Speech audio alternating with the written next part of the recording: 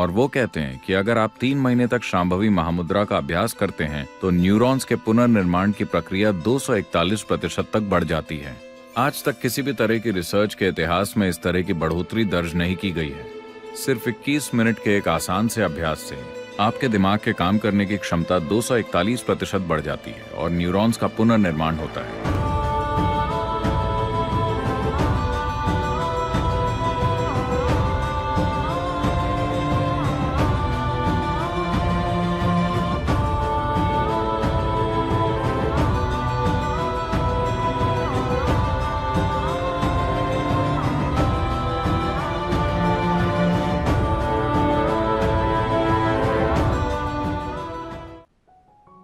सौर मंडल की बनावट और अंतरिक्ष की ऐसी ही दूसरी प्रणालियां, आकाशगंगाएं वगैरह, ये सब इस रूप में हैं क्योंकि वो ज्यामिति की एक सटीकता तक पहुंच गई है। ज्यामिति यानी अभी पृथ्वी सूर्य के चारों ओर घूम रही है, इसे अपनी सटीक ऑर्बिट मिल गई है, इसीलिए ये लगातार घूमे जा रही है। कोई इंजन इसे नहीं चला रहा। देखिए, हवाई जहाज उड़ रहा है लेकिन उसे इंजन की शक्ति के कारण धक्का मिलता है, इसे कोई धक्का नहीं मिल रहा। ये बस ज्यामिति की सटीकता तक पहुंची और ये घूमे जा रही है। जिस दिन इसने अपनी ज्यामिति की सटीकता खो दी, इसने अपनी ऑर्बिट खो दी, ये गई काम से। तो इस प्रक्रिया में इस ग्रह पर जीवन भी पनपता है। इसी ज्यामिति को विभिन्न स्तरों पर शामिल करके हम यौगिक संस्कृति में कहते हैं कि इंसान शारीरिक रूप से और दिमाग के मामले में भौतिक विकास की चरम सीमा तक पहुंच गया है। यानी कि लाखों सालों के बाद ऐसा नहीं होगा कि आपके सिर से एक सींग निकल आए, जैसे कि पूंछ गायब हो गई, कुछ और गायब हो जाए। ऐसा नहीं हो सकता। हम ऐसा एक खास संदर्भ से कह रहे हैं। आज मॉडर्न न्यूरोसाइंटिस्ट्स भी ऐसी ही बातें कर रहे हैं।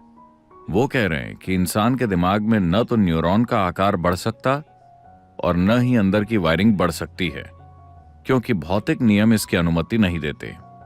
लॉज ऑफ फिजिक्स इसकी इजाजत नहीं देते। मैं इसकी गहराई में नहीं जाऊंगा।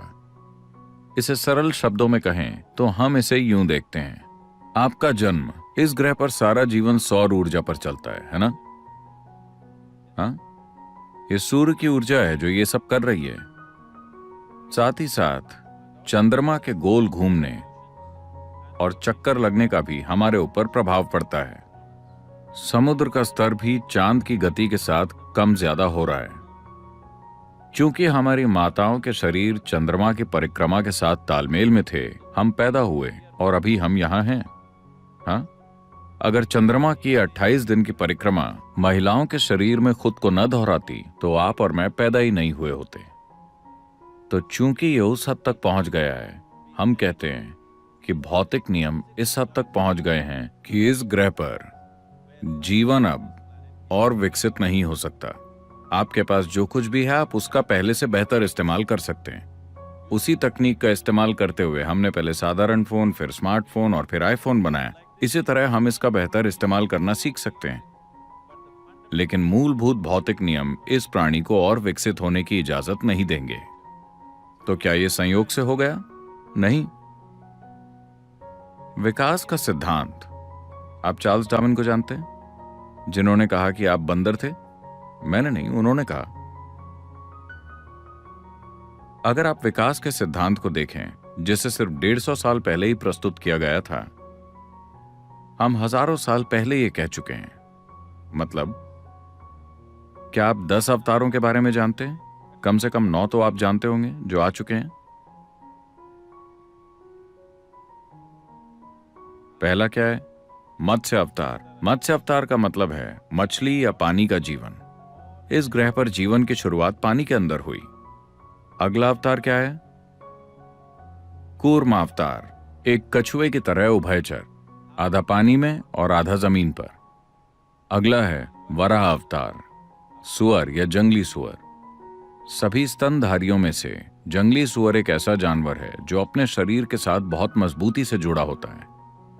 हम जंगल के पास रहते हैं। हम देखते हैं कि आदिवासी लड़के हिरण को एक छड़ी से मार सकते हैं। अगर आप उसे एक छड़ी से मारते हैं तो वो मर जाएगा।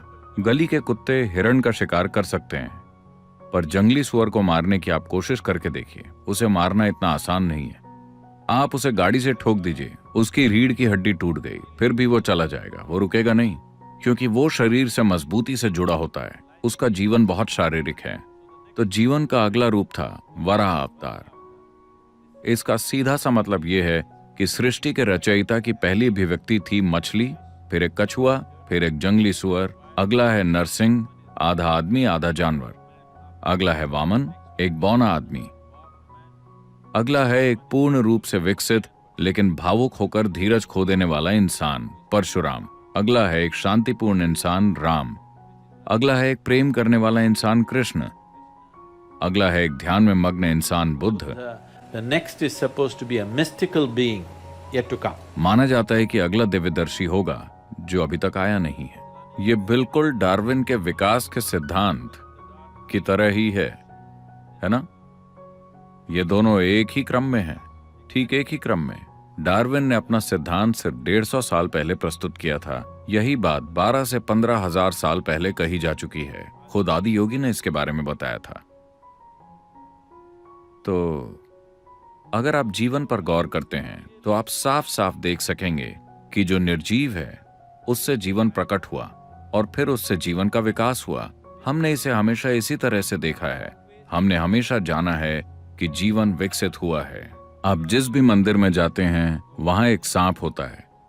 ऐसे प्रतीक कई जगहों पर हैं, क्योंकि आज भी आपके दिमाग के एक हिस्से में रेंगने वाले जीव का दिमाग है। आप जानते हैं कि आपके दिमाग का केंद्रीय मुख्य भाग अभी भी रेप्टिलियन ब्रेन है और यह आज भी काम करता है। हमारे पास योग में अलग अलग अभ्यास हैं कि कैसे इस रेप्टिलियन ब्रेन से परे जाया जाए और सेरेब्रल कॉर्टेक्स को काम करने दिया जाए। और आज हमारे पास वैज्ञानिक प्रमाण हैं। यूनिवर्सिटी ऑफ कैलिफोर्निया ने शांभवी महामुद्रा पर साइंटिफिक स्टडीज की हैं। ये बुनियादी क्रिया है जिसे हम सिखाते हैं, और वो कहते हैं कि अगर आप 3 महीने तक शांभवी महामुद्रा का अभ्यास करते हैं तो न्यूरॉन्स के पुनर्निर्माण की प्रक्रिया 241% तक बढ़ जाती है। आज तक किसी भी तरह की रिसर्च के इतिहास में इस तरह की बढ़ोतरी दर्ज नहीं की गई है। सिर्फ 21 मिनट के एक आसान से अभ्यास से आपके दिमाग के काम करने की क्षमता 241% बढ़ जाती है और न्यूरॉन्स का पुनर्निर्माण होता है। इसका मतलब है कि जैसे जैसे आपकी उम्र बढ़ेगी आप ज्यादा बुद्धिमान होते जाएंगे। आमतौर पर जवान लोग सोचते हैं कि आप मूर्ख होते जा रहे हैं। हाँ, आपका दिमाग असल में बढ़ रहा है। समझे आप? ये हर दिन बेहतर हो रहा है। अब वैज्ञानिक प्रमाण भी मौजूद हैं। हम हमेशा से ये जानते थे, पर आज एक मीटर को ये कहना पड़ता है। अगर कोई इंसान कहता है तो ये सच नहीं है। अगर कोई इंसान कहता है तो बात भरोसे के लायक नहीं है। किसी मीटर को ये कहना होगा। अब मीटर भी कह रहे हैं कि बस 21 मिनट का अभ्यास करने से आपका दिमाग असल में बढ़ रहा है। और आप मीटर पर यकीन मत कीजिए, आप बस 3 महीने तक ये अभ्यास कीजिए और देखिए, आप पाएंगे कि अचानक आपका दिमाग कितना स्पष्ट और कितना तेज हो जाएगा।